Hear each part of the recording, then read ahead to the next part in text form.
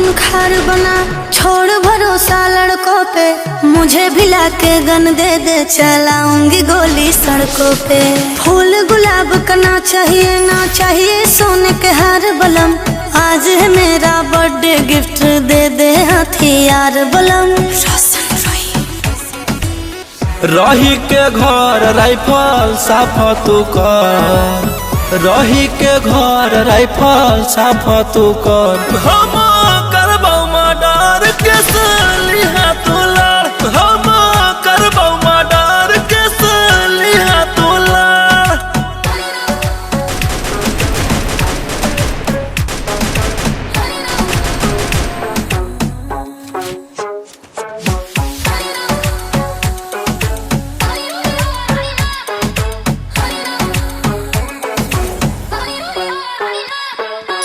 जितना भी हो को दुश्मनवा पिया, ऑर्डर द पी जइबो खुनवा पिया। ई ना सोची है सेना में गोली खा ले तो तोरा बघावा अकल फरिया ले तो।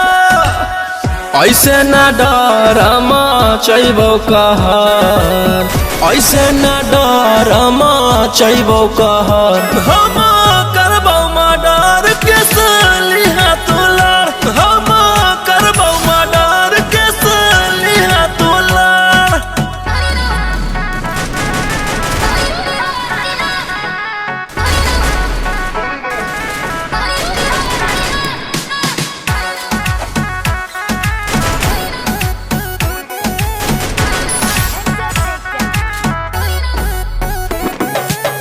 कर शिकार राजा हर घड़ी, शेर के साथ शेरनी हो खड़ी।